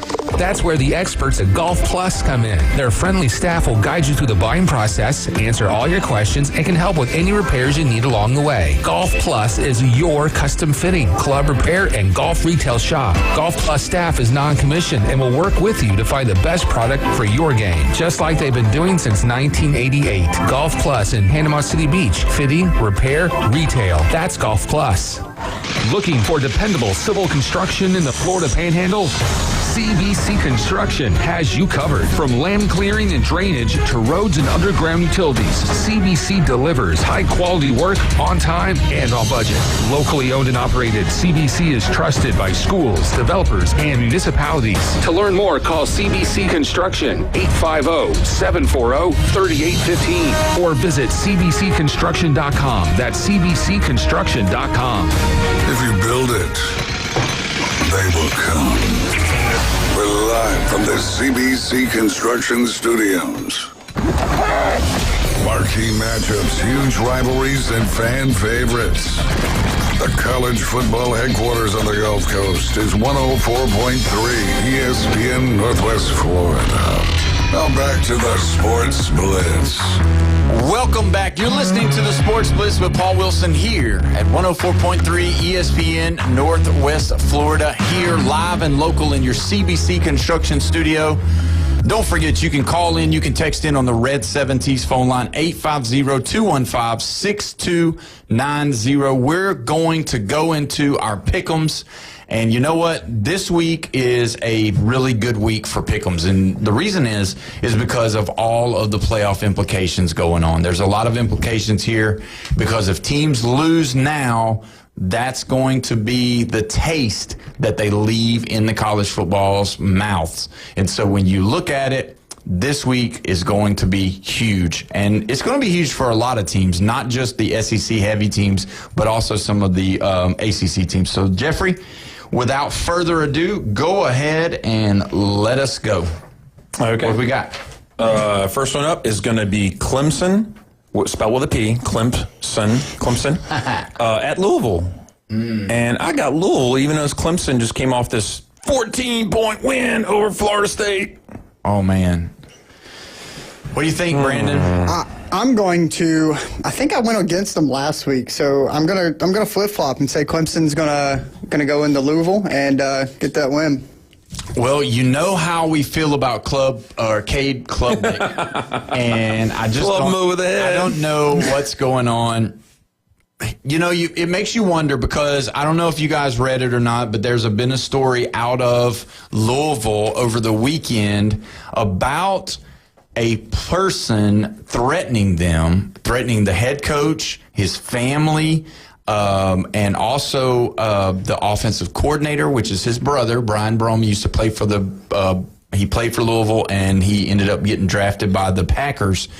But Jeff Brom, Brian Brom, and Miller Moss were all threatened by this one guy, and he got put in jail. It was a felony for terroristic threatening and a serious issue. It was a very serious issue, and it was over him losing money from Louisville. And so either way, he went online and made some really, really, really crazy threats against by gambling money? Yeah, okay. Yeah. So either way, nuts. But yeah, so anyway, just with all that going on, I think with Louisville winning basketball last night against UK, that's going to matter. And so, you know what? I think Sweeney's going to do it again. Give me the Clemson Tigers to upset Louisville and knock them out of the college football playoff. Wow. Even though Jeff Brom is about to get his extension from Louisville. Watch it. Here it comes. Get the extension and tank the bed. And lose. And lose. Yep. I'm not going to taunt y'all when Louisville wins. Okay, we'll see what happens. But, yeah, I'm just saying, crazy. Okay, here's a big game. Oklahoma? Who are they playing? Alabama. Ooh, at Alabama. Is this revenge time, Paul? Is this revenge time? It's revenge time. You know, when you see Alabama lose to a team that they shouldn't lose to, we've already saw this story before. We just saw it a couple of weeks ago when Vanderbilt come prancing into Tuscaloosa and saw everybody and their mom saw what happened. We let Diego go back to Nashville with his tail tucked between his legs. And so give me Alabama to beat Oklahoma because John Mateer is just going to be not very good. He's going to be in tears. He's not going to be very good. Brandon, what you got? I've got Alabama in this one. Yeah, there we go. Wait a minute. You said there we go. There we go. So, well, yeah. For Bama, I mean, come on. Say that one more time. You're for Alabama this week. Yeah. That's awesome. I love it. Wasn't as enthusiastic the second Yeah, time. that's fine. He's wearing a red shirt, too. Here we go. Yeah, it's Ole Miss colors. Gotcha. Virginia at Duke. I got Virginia. Oh, wow. Duke just lost by 3 points to UConn, man. I know. Come on. Where's the game at? Duke. It's at Durham, North Carolina. Oh, man. Brandon? You know how far of a drive that is? I do. Duke from Charlottesville. Yeah, I've got Duke. I mean, they beat Clemson. They beat your really good Cal team. I mean, so I'm going to go with Duke at home versus the team that I think is a little higher overrated. Yeah, you need to catch up. Oh man, I think you know what? I think Virginia is going to win this game. I don't think Duke's going to be able to pull it off, but it would be interesting to see what happens if Duke can run the table and somehow, some way, find themselves sitting in that ACC. We won't bring that up yet, but there's a couple things that need to unfold. And we'll have some interesting topics of conversation. Very interesting. Trickiest game of the week: NC State at Miami.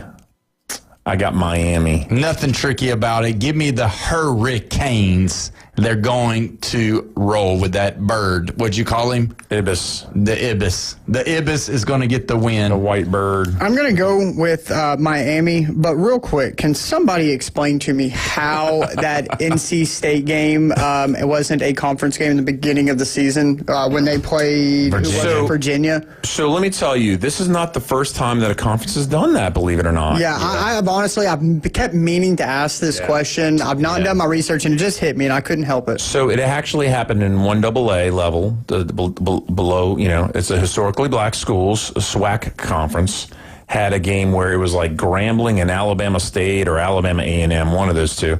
And they had to schedule a game, and they didn't find any takers and all that. And so they ended up scheduling each other for a non-conference game, and yet they were still in the same conference. And it was kind of baffling when it happened a few years back, but now that it's come up again, I'm like, okay, I understand it because I've seen it happen before. If they would have counted that as a conference game, those two teams would have had one more conference game than everybody else. They would have had 9. Yes. They would have just bad scheduling. Major eye roll if nobody could see. That's just super annoying. Terrible. All right, let's move on. Yeah, we want to talk about Notre Dame and the ACC. True. Florida at Ole Miss. Ole Miss. Florida, I mean, come on. 7 points against Kentucky? What you doing over there? Y'all ready for basketball season? Yeah, I'm going to go Ole Miss on this. I think Ole Miss continues to run the table, and I think that it begins to make this Lane Kiffin coaching carousel thing a little more weird, considering they're going to be winning. So nobody's buying into the fact that they think that because Lane Kiffin is going to Florida that he's going to lay an egg right here. Are you crazy? Don't believe that hype. Those kids want that more than Lane Kiffin would want to throw it. There's no way that's conspiracy. Give me the Rebels to win. But I will say this. I think the game's going to be pretty close. I don't think that Lagway is going to play. I think they said he's going to be the first string, but I think Jones is going to get in there, and I think he's going to do something. Yeah, I think we're going to see something by him. Go ahead. Texas at Georgia, big game. They played twice.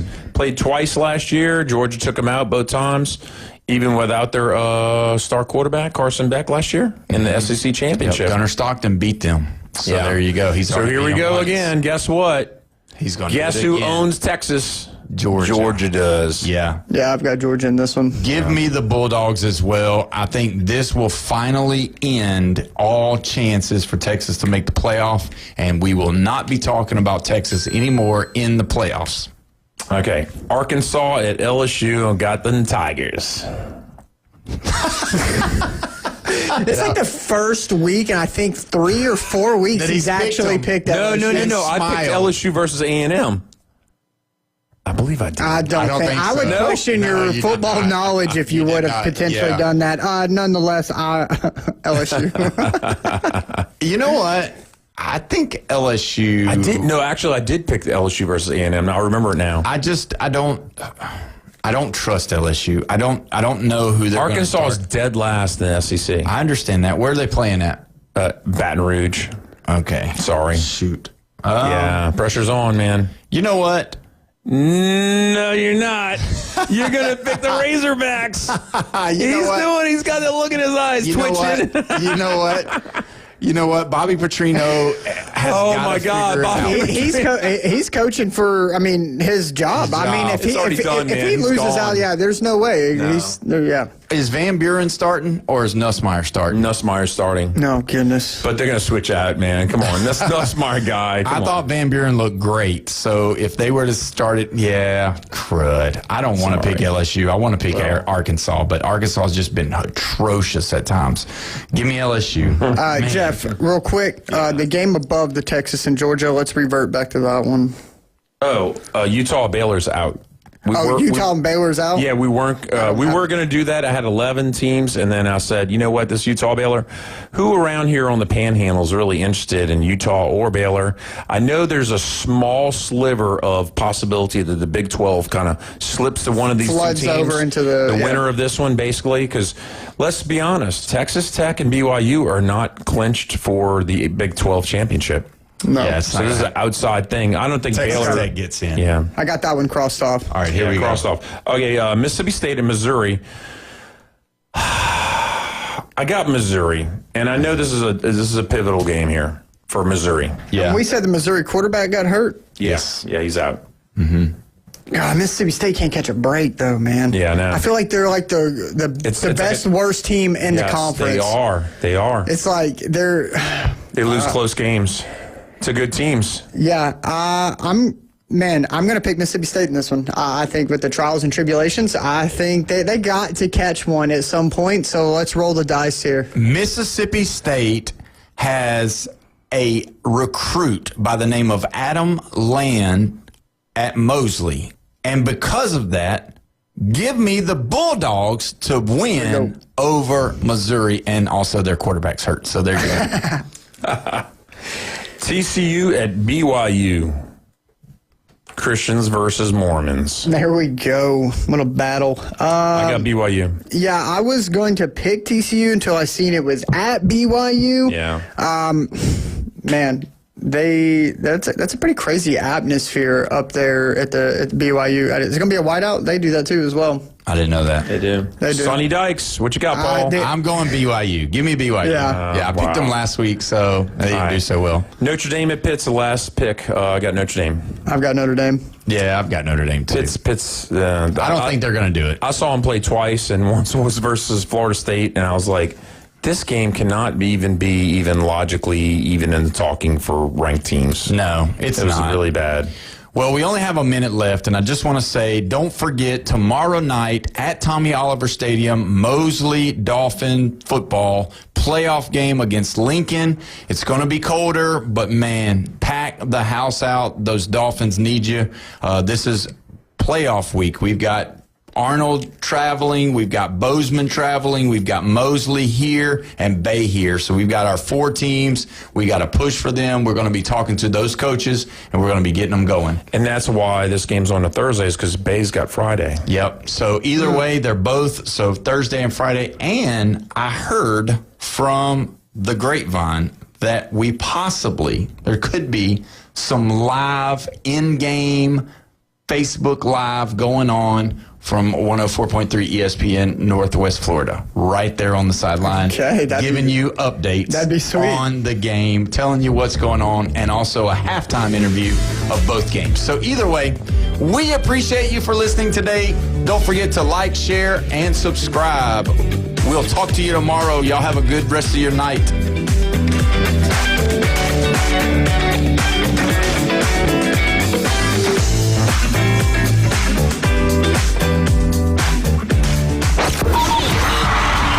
Read the headlines. You've seen the highlights. Highway robbery! But how about the unfiltered truth?